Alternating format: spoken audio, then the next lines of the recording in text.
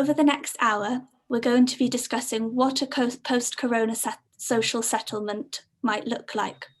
What are the key social reforms that are needed? And what are the links between climate, health, and economic reforms? You can take part in this call by messaging on the chat, and we will try and answer as many of the questions as we can. But now over to Rupert and Peter. Okay, great. Peter, do you want to make a start? You can lead, Rupert. All right. Very good. Well, look, let me start by saying something uncontroversial, and then I'll say something controversial.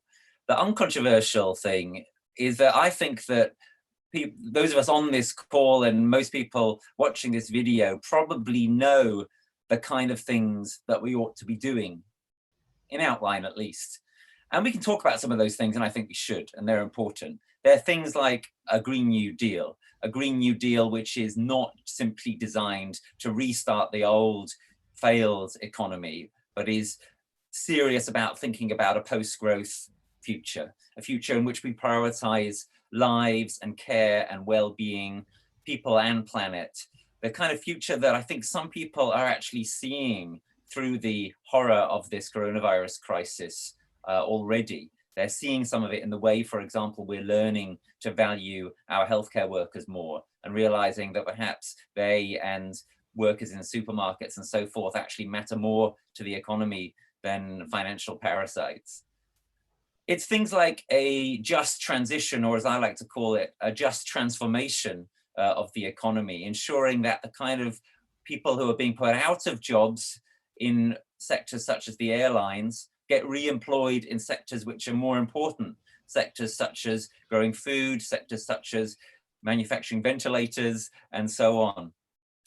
We know basically what needs to be done, but what are the chances that it is going to be done to the extent that it needs to be done, with the speed that it needs to be done at, all over the world, everywhere?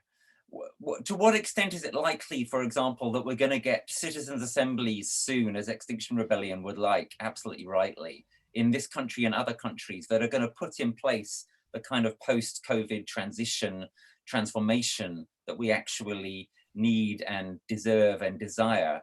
My view is that the chances of that happening are at best extremely low. It would require not only an extraordinary uprising all around the world to make that happen, but we'd have to get through enormous amounts of vested interest, large forces that are trying to return to quote normal unquote, but have to get by numerous strong men who've taken advantage of this crisis in order to entrench their power. And we'd also have to deal with some inconvenient facts about the coronavirus crisis. For example, that public transport is now in trouble. Right, public transport is a part of our standard answer of the kind of change, transformation that needs to happen. But for quite a long time to come, certainly in countries like this one, which have so monumentally failed to deal adequately with the coronavirus crisis and to prevent it from becoming an absolutely national scandal and disaster, in countries like this one, public transport is going to be stressed and smaller for quite a while to come.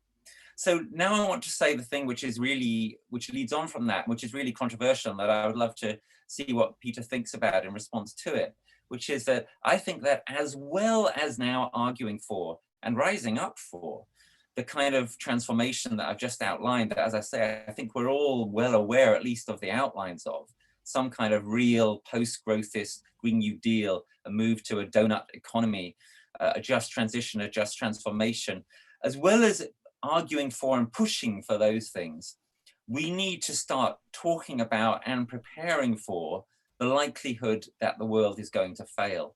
In other words, I think that now is the time when, as well as doing those things, we need to be arguing for and pushing for moves to adapt to climate decline and ecological breakdown. And when I talk about adaptation, I'm not just talking about building higher seawalls and so on. I'm not just talking about trying to keep the current failed system going. I'm talking about radical measures such as allowing nature to return, transformational adaptation that allows us to defend against floods, for example, not just by building higher seawalls, but by allowing wetlands to return and mangrove swamps and so on, and allowing some places to be reclaimed by the sea, where that's the inevitability of what's now going to happen. And I think we also need what is called deep adaptation. What deep adaptation means is we have to be serious now about the possibility that we're not going to be able to stop a collapse. This moment of the coronavirus crisis is a moment for reset. We have to take that moment and seize it. But what I'm saying is that part of the reset should be not just attempting to prevent and mitigate, and not even just trying to transform, but trying to adapt to the reality that we are not going to win the struggle 100% within the next few months in the kind of way that we need to, if we're actually going to stop the enormous forces which are challenging and degrading our ecosystems and our climate. So that's the controversial thing that I'd like to put forward here today. And Peter, I'd love you to respond. What do you reckon? Well, I certainly think that what you've outlined is very perceptive and very challenging.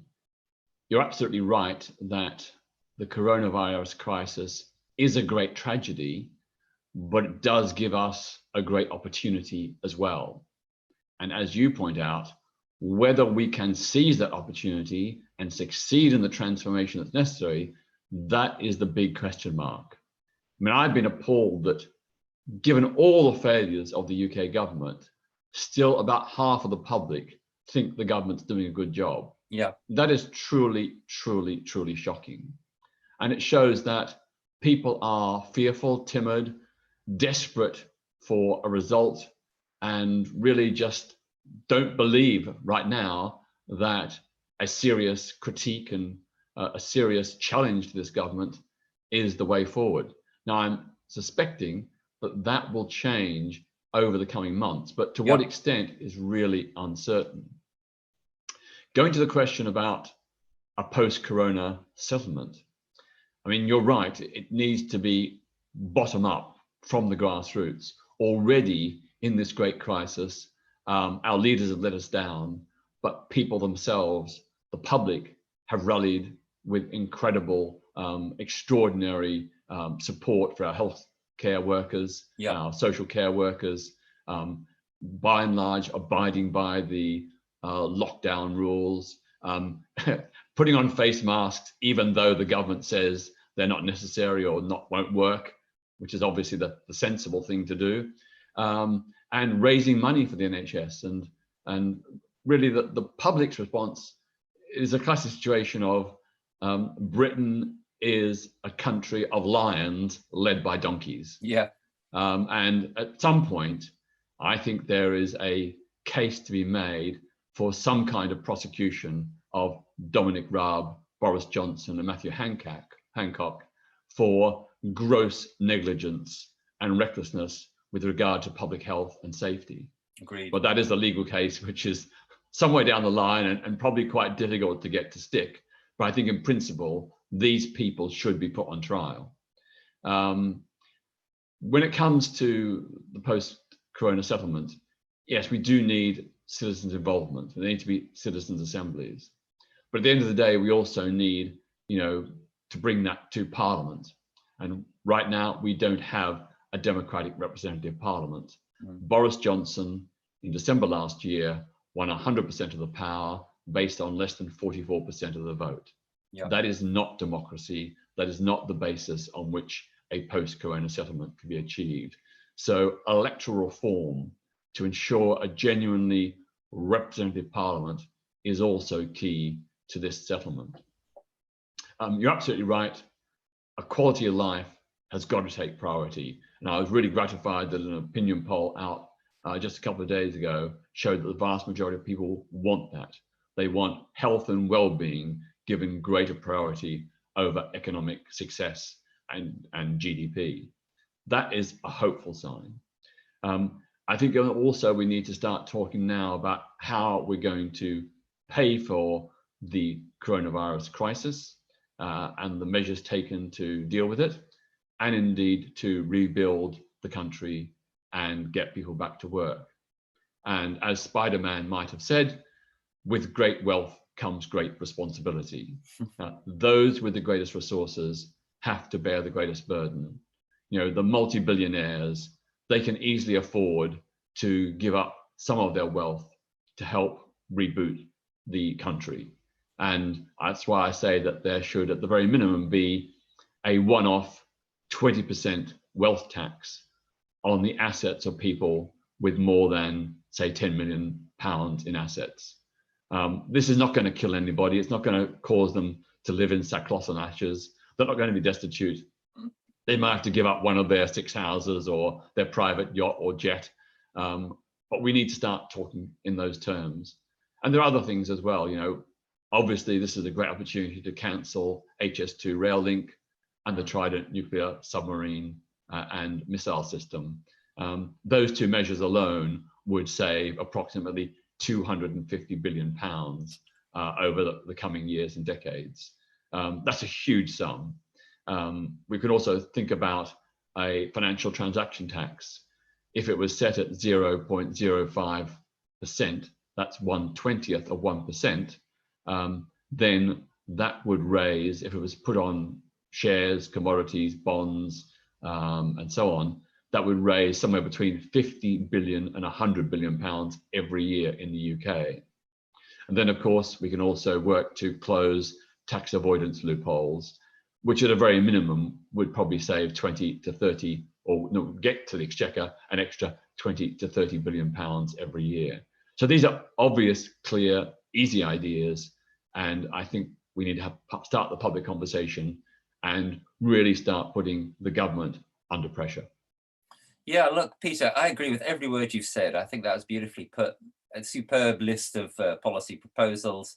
But let me press a little further the controversial part of what I was trying to say, because we're in a country where, like it or not, and of course we don't like it, we've got a government elected under a first past the post system with a large majority.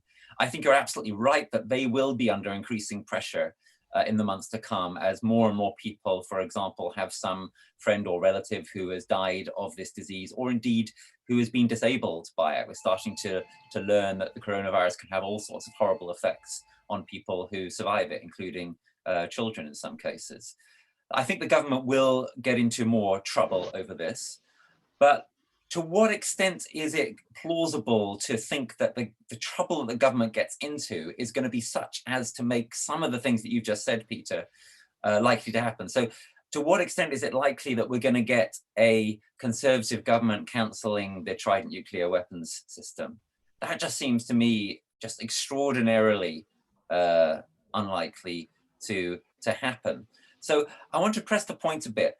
We're in the situation, you know, these situations come along once a decade or once a generation where there's a chance of resetting, yeah, and we desperately and definitely need to do it. But in countries like this one, and in many other countries, you know, we could talk about Hungary, Brazil, the United States, Russia, Saudi Arabia. These are some of the countries where it's really hard to imagine a reset happening at all, you know, even to the extent that we're going to get one here. When we look at that, and when we look at some of the difficulties that the virus is creating also, when we look at the fact that it's going to make it a bit more challenging, for example, to do nonviolent direct action in the coming months and possibly years, points like the public transport point I mentioned before, when we take those kind of points into account, don't we need to have what I see as a sort of dual track approach? On the one hand, pressuring government, and I mean really pressuring government, including with nonviolent direct action and so forth, to do the right thing, not letting them get off the hook, making sure that there's a serious public inquiry that holds them responsible, as you said, and using that as part of the thin end of a very large wedge of opening up a real space for reset through legislation as well as bottom up.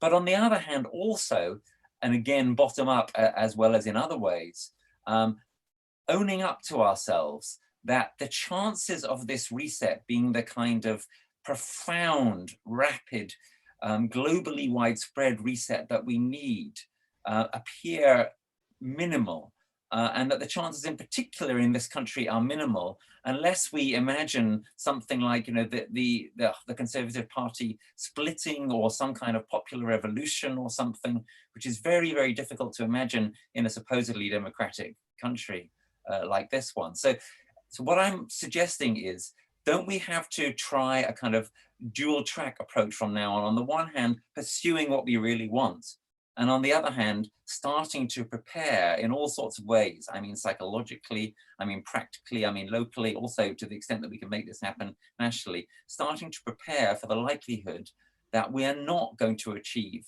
the objectives we so desperately want and of course broadly share over this year and over this coming decade, and that we need to be guarding ourselves not just against future pandemics, but against the likelihood that the sea levels are going to carry on rising, that extinctions are going to carry on happening, that we're not going to get the climate under control in the way that we would like to. What do you say to that line of, as I see it, realist thought, Peter? Well, of course, some people may say it's a pessimistic prescription, but I think you're right. It is a realistic and measured one. I am always an eternal optimist. I live in hope that things can be better. And throughout my lifetime, I've seen so many things, so many bad things that seemed impossible to change, eventually change. You know, when I was growing up, apartheid in South Africa was just the norm. You know, there was no prospect that it would change. But now there have been changes, albeit imperfect ones, in the post-white minority settlement. But I think you're right to advocate caution and realism, because if we have unrealistic expectations and they get dashed, then people end up totally demoralized and people just give up all hope. So I think what we need is probably a graduation of a series of possible, answers, solutions, changes. Obviously, we keep our eyes fixed on the prize of the maximum change possible, but also be aware that smaller changes may be all that we can achieve in the immediate future. And we should aim, therefore, to get those changes to happen. Yeah, and adaptational changes among those, changes which say, okay, so if we don't get everything that we want, that means such and such in terms of our food supply, that means so and so in terms of what we're going to do in terms of flooding and sea level rise and things like this. Can you give an example? Well, so I'm thinking that one of the things, let's put it from an Extinction Rebellion point of view, for example, we often talk about the absolute need to get carbon zero by 2025 and to stop ecosystem destruction by 2025. What I think we should also be doing is saying we need measures that will be there to help us all if those goals are not achieved. So an example of that, as I implied earlier, would be, I think we should be putting a lot more resources now into preparing ourselves for potential failures of global food systems. We've seen in this coronavirus crisis, we've seen empty shelves in supermarkets. I think that's giving people actually quite a useful wake-up call, and that we need to be readier to say to people, look, if we don't get our objectives, and with each passing month, it becomes harder to achieve those objectives. If we don't get our ideal objectives, we need to have fallback plans, and those fallback plans should include then, therefore, a much stronger drive towards food sovereignty in this country, not being dependent upon just-in-time systems and long global supply chains, which are themselves, of course, highly polluting, which may become more and more unreliable in the years to come if we don't get the kind of complete rapid reset that we need right now. So that would be an example. Yeah, and I think also you mentioned flooding. I mean, the reality is that if we have a 1 meter sea level rise before the 21st century ends, before the end of this century, then I think we really have to acknowledge that there are parts of the UK that are going to disappear under the waves, and we have to take the necessary measures to relocate those people, not just the people, but their homes, their jobs, and everything, the communities around them. But that's a very tough call, which a lot of people are going to find very difficult to adjust to. But circumstance will force that. And what we have to do is to find a way that can be done fairly and securely, that those people who have to relocate will have the support necessary to get a new home, to get a new job, to rebuild their communities. Yeah, good. Yeah. So I guess the way I sometimes put this is, I think we need to do this very uncomfortable thing. You've alluded to the fact it's going to be challenging to people. We need to ride two horses simultaneously. We need to ride the horse of what we really want, and we need to ride the horse of how we're going to defend ourselves and protect ourselves and secure our future to the extent that we can, adaptationally, etc., if we don't get what we really, really want.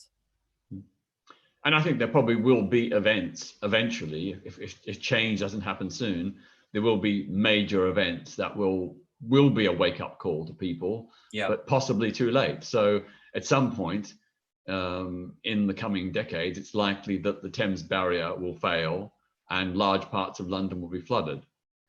That's going to be a wake-up call, but by that stage, it probably will be too late to do anything significant, certainly in the short term, to prevent that happening again on a fairly regular basis, maybe every few years or every decade. Yeah. Another advantage, as I see it, of talking now about transformative and deep adaptation as part of what we need to do as part of the Corona reset is I think it can make it more real to people now, because that's what we need to do, right? As you say, it's too late if we wait for London to flood. We have to try to make it real to people now. One way we can make it real to people now is by reminding them of the experience that they are having right now, or have been having recently, the experience of realizing how important care is and what really matters in life, the experience of feeling that maybe your food supply is vulnerable, and so on. Another way that we can do it is by us, the ones who want this kind of total transformation, saying, look, we actually think that we can't rely anymore on being able to get that. So much as though it breaks our hearts, we are ourselves saying now, and are starting to prepare in our communities, etc., in the kind of way that the transition towns movement has for years. We're starting to prepare now for the kind of move towards not just prevention and mitigation, but also adaptation that are actually realistic and sensible at this point.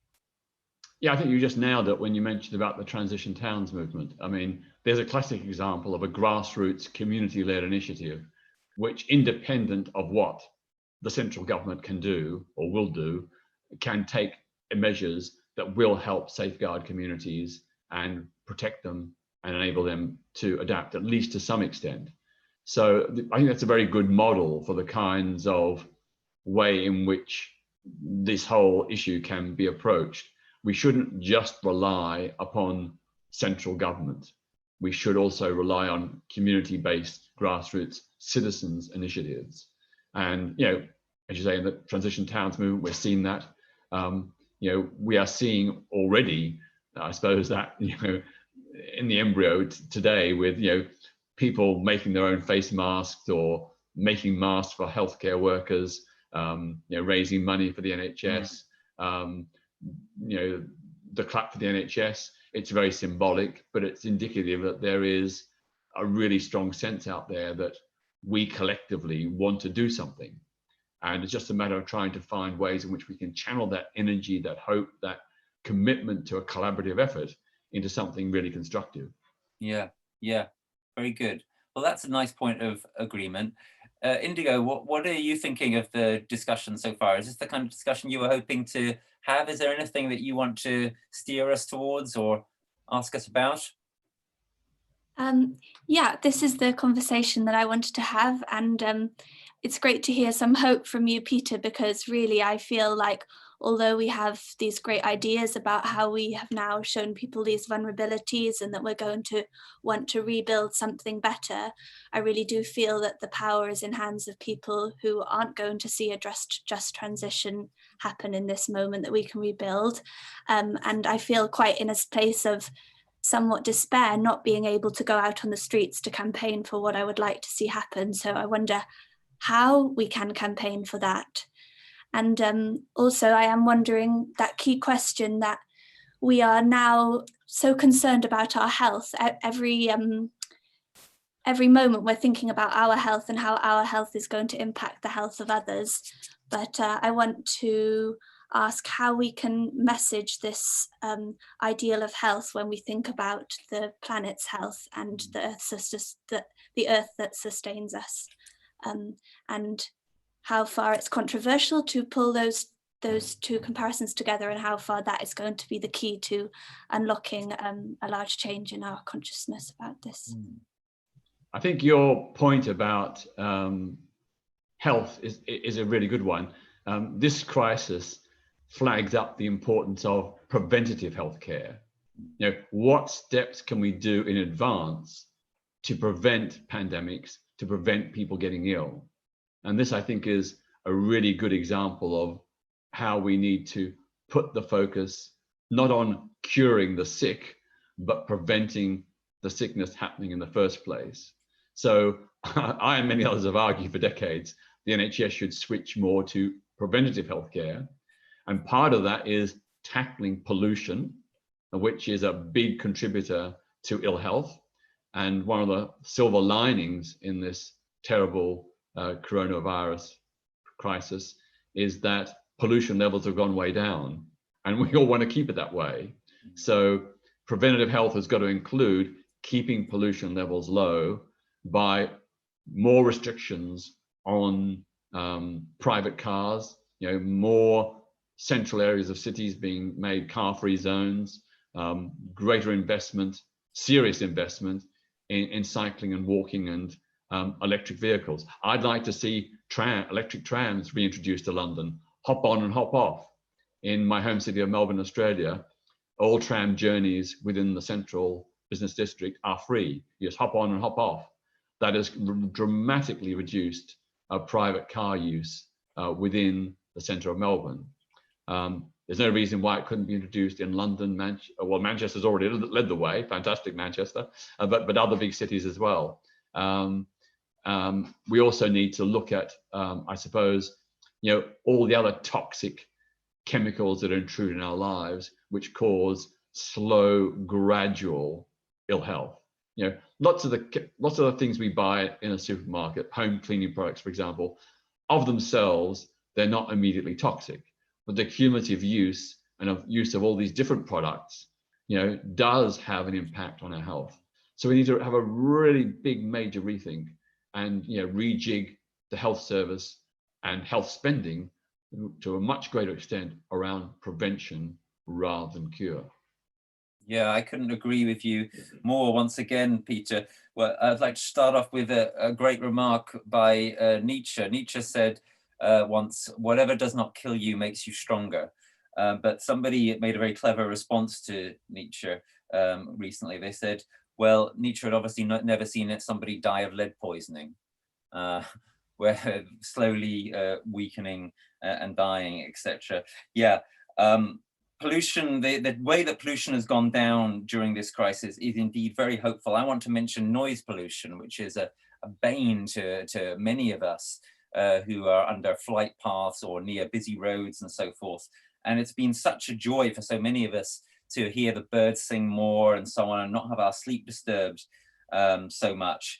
That's really important. We've got to find ways of keeping that going. But as you say, Indigo, it is difficult to be fully optimistic and hopeful given where so much of the power lies. So I'd like to ask the question, coming back to what I was saying before, what is it really that we should hope for? So on the one hand, we can hope for the kind of transformed society that all three of us have been sketching.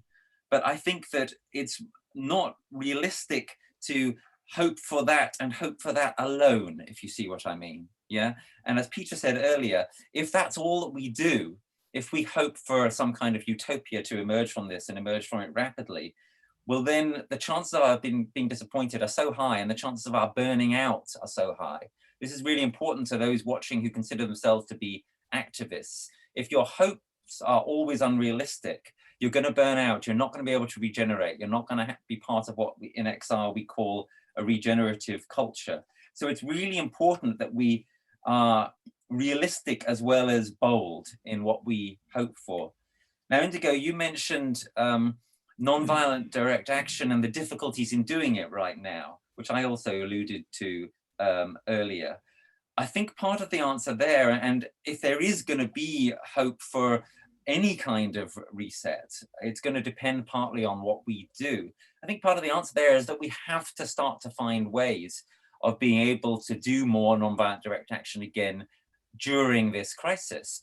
And the obvious way forward, given the new guidelines last night, where we're no longer being instructed to stay home, arguably very, very stupid, confusing mistake by the government, but that's the fact. That's what they've now said, and used green lettering to say it with, very symbolic, trying to get through to people's psyches and in effect undermine the lockdown. But we have to be willing, we have to be ready to start to take advantage of that. We have to start to figure out how to do non-violent direct action in ways that is safe in this crisis. And the obvious thing that means, if we're going to do it in physical space, is to do it using physical distancing. There was an amazing example in Tel Aviv last month of a huge demonstration against corruption, where everybody in it was 2 meters away from everybody else.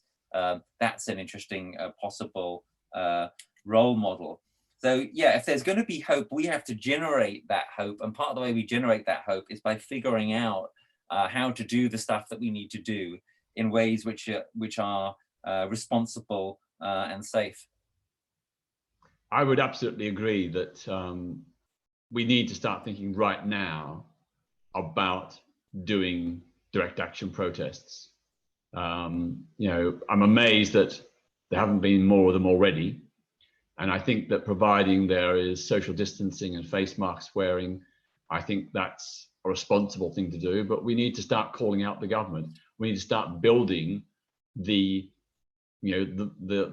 sense of dissent and frustration that does exist amongst significant sections of the population. We need to articulate that. We need to give it a voice. We need to show that the government's narrative is not the only narrative. We need to show that there is a grassroots narrative which rejects the government's response, which criticizes the government's response, which demands other urgent action. And I would say that, anytime now, I'd be willing to support an XR direct action, providing those safety guidelines were followed. I think we have to ask everybody to either walk or cycle to the event to avoid public transport if possible. But I don't see any reason why that shouldn't happen very, very soon. We've got to start putting the government visibly under pressure. And I think right now, in this moment, when so little protest or dissent is taking place, anything we organize would get a lot of coverage. And I think if it was well crafted and strategically focused, I think it could really help really put the government under the kind of pressure that it really hasn't seriously been under so far. That's a great point, Peter, and a great offer. I'd like to show everybody my little prop here. How'd you like that? You see? Bravo. I'm ready for our first NVDA under lockdown, although of course we have already been doing some stuff. There's been some great XR work challenging HS2 over the past couple of months, and just recently there was a demonstration, a non-violent direct action against Barclays. So it's starting, but I think you're absolutely right that more of it soon could get some real positive attention if it's done well and safely. One thing we're intending is to challenge the politicians who are calling for the bailing out of airlines at the moment. And unfortunately, those include politicians, prominent politicians in the Labour and Lib Dem parties. So there'll probably be a piece in the Times tomorrow where we in Extinction Rebellion are throwing down the gauntlet to them and warning them that they face non-violent direct action unless they change their line of approach. Another crucial aspect of this is we've got to make sure that we connect where it's relevant to do so, that we connect the coronavirus situation with the climate and ecological situation. So you were saying, Indigo, look, people are so concerned about their health. We need to keep on reminding people and exploring the point that this pandemic is itself a product of ecological illiteracy, of maltreatment of non-human animals, and of globalization gone wild, of excessive of airline travel. The pandemic came from almost certainly from bats who were disturbed from their habitat. It may have been transmitted through a so-called wet market where animals are maltreated. This stuff happened in China, but that doesn't get us off the hook, because the reason why habitats are being destroyed in China is very often to produce goods which are then exported to us here in Britain and not included in our emission figures, in our ecological footprint figures. And of course, the pandemic then traveled around the world so fast because it traveled at the speed of a jet plane, unlike Spanish flu, which traveled only at the speed of a steamship. So there are obvious ways in which the pandemic is itself part of the environmental crisis. And when Peter mentions the importance of taking precautionary measures, we need to be protecting ourselves against future pandemics. And that means we need to stop destroying habitats. It means we need to treat animals better. It means we need to stop damaging the climate. It means we need to reduce air travel. If we can get people to join those things up in their minds, then our task becomes a lot easier. Should we open it up now to people who are joining us? Do we have any questions, Indigo, or comments from people? Yeah, we do have a lot of questions coming in. If you just wait a moment.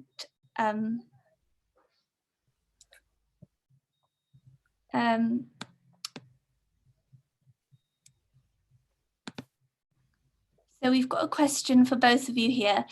Given the need to move away from a growth-obsessed economy, what do you see as some of the limitations of traditional GDP measuring, and do you have any thoughts on what could replace it? Well, I'll make a start on that one, if I may, because the think tank that I'm part of, Greenhouse, has done a lot of work on this for many years.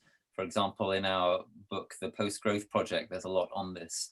And it's a vital question. Somebody who, of course, has become very prominent recently, who's tackling it very intelligently, is the economist Kate Raworth and her idea of donut economics. Kate is a great supporter of Extinction Rebellion. And it's worth noting that Kate's ideas are really starting to be taken up in some places. For example, in the city of Amsterdam, which is trying to use them as the basis for some of its post-coronavirus thinking. So the short answer to the question is absolutely. As we were implying earlier, it seems clear that if what we do on the back of this coronavirus crisis is try to restart the economy and get economic growth going again, then we will definitely be missing our last chance to reset. You cannot afford to waste these kinds of moments that only come along, as I say, once in a while. The last time that was comparable was 2008 with the financial crisis. We mustn't miss this one. We have to use it to reset in a way that is not obsessed with growth. And even if we have a Green New Deal, which in the way it's framed, for example, by the Green New Deal group or by the Labour Party, is as part of an economic growth strategy, you know, that too is not going to be good enough. So the situation really is quite challenging here. Unless we actually think and act and move in a way which doesn't try to keep on growing the economy and doesn't get rid of this obsession with GDP, then, well, we're done for, frankly. And of course, there are alternatives. There are alternative measures. Measures of genuine well-being, genuine economic progress, etc., that we could be switching to instead. Rupert, I'm aware of all the work you've done. Do you want to just outline some of those alternative measures? Yeah, so there indices rather. Yeah. So there's a number of them. There's the genuine progress indicator, the index of sustainable economic welfare. You can look these up. There's the system developed by the New Economics Foundation a few years ago for measuring well-being. There's gross national happiness as opposed to gross national product, which was designed by in conjunction with Bhutan. And what all of these things do is they're much less of a blunt instrument than GDP. GDP just measures and aggregates all economic activity. It was never meant to be something to aim for. You know, the creators of GDP didn't think, oh, an economy will be good if it has more GDP. It was simply a crude measure which was used in relation really to a wartime economy, where what mattered was the maximum amount of economic productivity, which could all be then put towards the war effort. So GDP, you know, it lumps together things like the action you take in response to an oil spill with the production of food. It counts both of those kind of things the same. But obviously, it would be better for everybody if we didn't have the oil spill, yeah, in the first place. And that's not taken into account by GDP. These other measures all try to take that kind of point into account, and they try to give you some kind of way of understanding actual welfare or well-being, which is compatible with planetary well-being. I think Rupert's answered it very well, so let's take the next question. I have a question about if it's XR seems at a vague fork in a road. There's numerous things we could get out and protest about now. We could get out and we could say no bailouts, we want you to rebuild better, and kind of follow a lot of what the Green New Deal thinking is and what lots of NGOs are calling for now. Or we could go out and we could protest in a sort of blank way in a hope that a lot of the kind of excess hope and anger that is in the air can push us into a new, more revolutionary space. Do you think that that kind of blank messaging, that we are bored of this and we want something new, is better? Or do you think it's better to campaign for something such as no bailouts?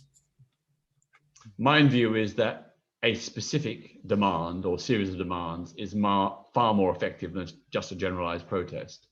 I mean, if you're making specific calls for action on certain issues, that is much more relatable to the general public than a general protest. I would say that, you know, the bailouts of the airlines or the bailouts of big corporations that avoid tax, you know, Rishi Sunak has said that the government will not be following the example of France, I think Poland and Denmark, by refusing bailouts to companies that headquarter themselves in tax havens. You know, we ought to be demanding that the government give no bailouts to companies that avoid tax through loopholes or tax havens. And I think those kinds of more specific protests will probably have greater resonance and appeal to the broader public. We have to try and, I haven't worked it out, you know, what we precisely should demand, but the demands need to be things that people, the majority of people, will feel angry about or feel, yes, that's a good idea. So we need to go with the flow of public consciousness, so to speak, to begin to mobilize it. And then we can go on to other issues later on. Yeah, I think that's broadly right. I think it's clear that we need to be, in broad terms, pushing for a sound, an intelligent, a wise, a precautionary post-corona reset. Yeah, we need to be looking for a way of restarting our society, not just our economy, which is better than what we had before, and which is not going to throw us out from the frying pan of coronavirus into the fire, literally, of climate breakdown. And then drilling down into specifics a bit, I do think that right now that we need to be doing nonviolent direct action to try to get serious on stopping these bailouts, because these bailouts are happening potentially and actually right now. And as Peter mentions, it's looking like the bailouts which occur in this country could be significantly worse than those occurring in other countries. So, you know, that's quite an easy point in a way to push on.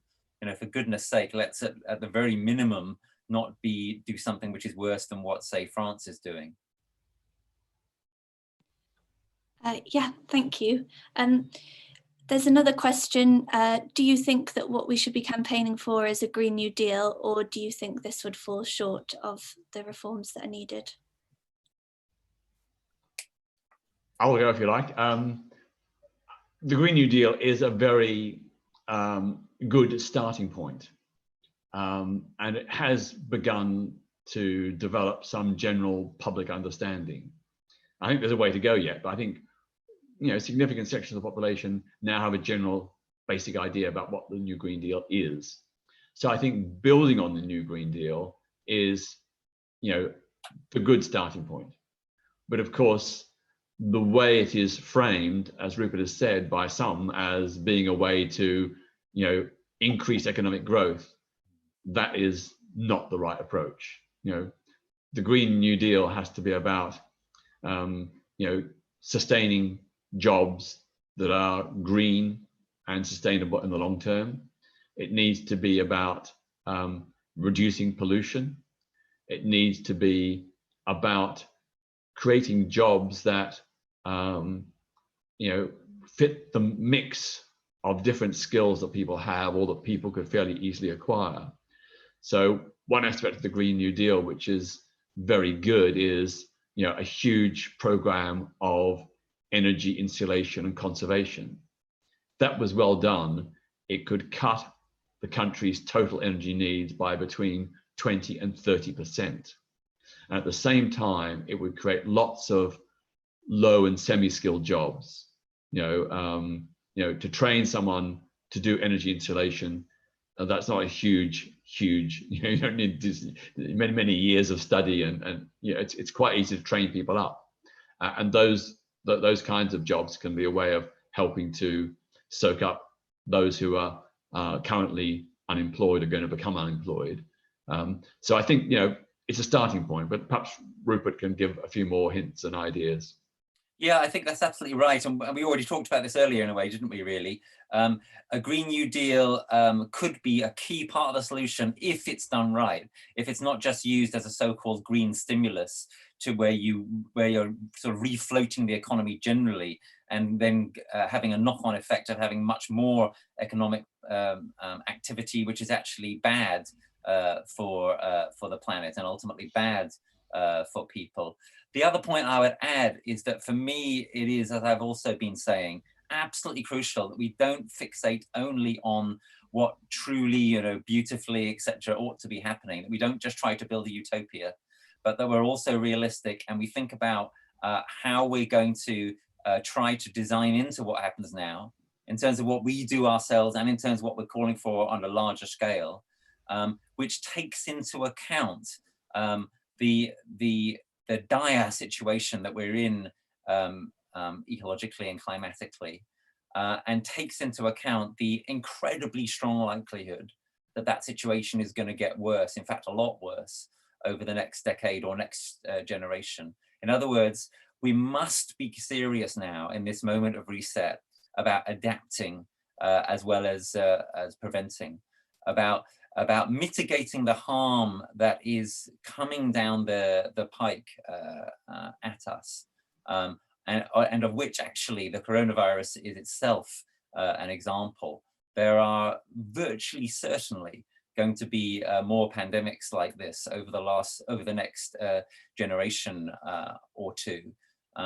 They are probabilified by ecological damage. They are probabilified by the kind of overheat that is increasingly baked into the system. So let's not only think about what our ideal is, let's also be very realistic about the ways we need to protect ourselves as things get, in some ways, unfortunately, inevitably harder over the next 10 or 15 years. Can I also just quickly add that allied to or part of the Green New Deal has to be a new push for the transition from arms manufacture to socially useful production. So shifting arms manufacturing to building, sustainable public transport, green energy, electric trams and buses and trains, building and investing in more renewable energy, wind power, wave and tidal power. I mean, wave power is something that I know the research is still at the fairly early stages, but the basic model is there, and it has incredible potential because waves, unlike to some extent the sun and the wind, waves are continuous. It's part of the cycle of the tidal attraction with the moon. So wave and tidal power really is a new vast resource, and the engineering skills that are put into weapons manufacturing could be fairly easily transferable to building wave energy. And that, of course, could be something that not only would benefit our country, but benefit countries around the world. Yeah, on the point about weapons and also terrorism, I think it's obvious to many people now that so many of the plans that we've been making and that the authorities have been spending a lot on over the last generation, supposedly to protect us, well, they've been misdirected, really. I'm not saying that there shouldn't be any money put at all into the military or any money put at all into counterterrorism. That would be a mistake. But there's been so much emphasis on that and so little emphasis on protecting ourselves against pandemics and so little emphasis on protecting ourselves against climate and ecological damage. And that way it's becoming clear, isn't it? We've got our priorities wrong. And you know, if this can be a take-home message from this horrendous crisis that we're in right now, then that will be something good that is at least coming from it. Yes, that leads nicely to the next question. You've said today that we need to manage our expectations about being able to solve the climate crisis fully. How do you view the balance for activist groups now in terms of promoting deep adaptation via continued non-violent direct action to demand change? Well, let me make a start on that, as I think it's kind of addressed to the remarks I've been bringing in to this. So it's a great question. For me, the place to start with this is, as I say, to be ruthlessly honest about reality, to tell the truth, right? That's the first demand of Extinction Rebellion. And it seems to me that we're not telling the truth if we continually give the impression that we're on the verge of achieving our demands. Let's go back to last April. So last April, we had our first big rebellion, and it was extraordinarily successful. We really moved public opinion in this country. The polls show that very clearly. The Parliament conceded to our first demand in the week after the rebellion. They declared a climate and nature emergency. But it was purely a symbolic declaration, right? It's been a year. How much real action has been taken to make that declaration a reality yet? Very little, I think we would all agree. On our second demand for zero carbon by 2025 and to ending ecosystem destruction by 2025, again, Parliament made a move in that direction with legislating for a carbon zero target. A net zero target of 2050, which is, you know, just so too late. And on our third demand, Parliament again made a concession. They created a kind of citizens' assembly, but it wasn't given any power. It seems to be coming up with quite interesting ideas, like the one in France, and it's quite exciting and encouraging. But you see what I'm getting at? Power last year conceded something to all three of our demands, but what they conceded was basically symbolic or insufficient. How much progress have we actually made towards achieving our demands? You know, almost negligible progress. Given that, is it truthful to just go on saying we're going to get to carbon zero by 2025? We're going to stop ecosystem destruction by 2025 in this country and around the world? What I'm saying is, yeah, absolutely, let's continue to aim for those things, because those things are what we need to aim for. But we ought to add into those a highly realistic element of demanding also adaptation, transformative adaptation to transform our society in the way it needs to be transformed, and deep adaptation, as the questioner says, to prepare for the very real possibility that our societies may start to undergo collapse. So I think that's where we need to start. We need to alter our own demands within Extinction Rebellion. We need to be more ruthless about telling the truth, which is what I've tried to do in the writings that I've been putting out on this in the last 8, 9, 10 months. And then that's the basis for campaigning, not only for our existing demands, but for new demands around this kind of adaptation, and for starting to bring them in as well, you know, in stuff that we do in our communities. You know, we talked about food growing earlier, for example. You know, that should be a part of, that should be allied, if you will, to what Extinction Rebellion does. Thank you. And for Peter, a question. It's been said that we're all in the same storm, but some of us are in different boats than others. And I think this is true for the COVID crisis. We're not really all in this together. We are seeing that some people are being hit way more drastically than others, and that the low-paid workers of yesterday are now the key workers of today. And I want to ask, how do you think we can help to build a movement of movements that can campaign for climate justice? Well, I think you're right. This crisis does reveal a whole lot of iniquities in our society. The impact on Black and ethnic minority workers in care homes and the NHS has been highlighted by the high number of deaths and people becoming ill from those communities. It is a form of, I suppose, structural racism, in the sense that those communities tend to be more deprived. They tend to have, perhaps lower levels of education, not able to get the high skilled jobs that they and others deserve. And therefore they end up in these fairly low paid jobs, which put them at great risk. But I think it's a more general issue. It is a general issue about low pay per se, the non-valuation of really key strategic people, like supermarket workers, like postal service staff and so on, who most of us have taken for granted for far, far too long. So I think this is an opportunity to say that, the national minimum wage has to rise and rise significantly, that there has to be much more investment in the rights and the welfare of the key workers that this crisis has shown to be so essential for our daily lives. But I think that's also got to go hand in hand with the inevitable question, how will you pay for it? And that is a question we do have to answer.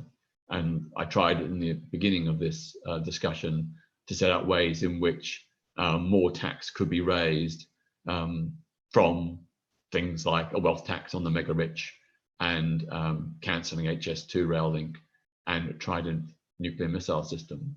I think that also with this crisis, we need to think about making equality as a key component, that equal rights, equal protection, equal opportunities, those things have been shown to be wanting during this crisis. And therefore, there's a need to embed them in every aspect of our economy, our social life, our culture. We need to ensure that we are, as a society, more inclusive and more reflective in every way. Now, how you do that and when you do it, well, the when needs to be now. We can't keep on putting this off. This crisis has shown that we really do need those people who traditionally have been undervalued and underpaid. We really do need them, and we need to give them the proper rewards. So that is also not only just, I suppose, about raising the national minimum wage, but also perhaps introducing a national maximum wage, and of course, ensuring that those with the greatest wealth and resources do pay their fair share. Great, thank you, Peter. We're coming to the end of the talk now, so is there a closing word that you would like to offer to anyone listening right now? I'll say a closing word. Great discussion. Thank you so much, Peter. I think this is going to be useful in terms of setting out an agenda for some of the things that are coming. We talked about the importance of starting to re-engage in physical nonviolent direct action, and I think that Peter and I are up for that, and I hope that lots of people listening or watching are. And one of the other important things that we talked about, obviously, is the importance of being realistic about how much we can achieve in this reset. And I want to again make the point that if people like us are honest enough to say, look, things are going to get worse for quite a long time to come, even if we win as much as we can realistically win, And if people like us say, look, actually, we need to adapt as well as to mitigate and prevent, then that will have an impact. People will notice that, because we have been the ones that have been telling the truth, and we have been the ones that have been making the really strong demands on what really ought to happen. So I really hope that that's part of what we do as our realistic contribution to this reset moment. My final words are, now is the time for action. You know, we can talk, we can discuss, we can propose the future, but we have a crisis right now. And more than ever, we need the XR tradition of nonviolent direct action and civil disobedience to highlight the government's failings and to point the way forward to the kinds of policies that it should adopt. As my own history has shown over the last 50 plus years, direct action and nonviolent civil disobedience are not ends in themselves, they're means to an end. You know, through those actions, you get media coverage, which raises awareness about an issue. And through that media coverage and awareness, you generate debate and discussion. And you put those with power and authority under pressure to change. That's the model of the suffragettes, the Black Civil Rights Movement in the United States in the 60s, and of course, XR today. And that's the model we need to use right now to start changing the narrative, to put the hope, the expectation, and the demands for a better future right first and foremost on the agenda. Amen to that. Thank you, and that's all for today. I hope you watch some more Reset TV and get creative, thinking about what action we can take in this time. Bye.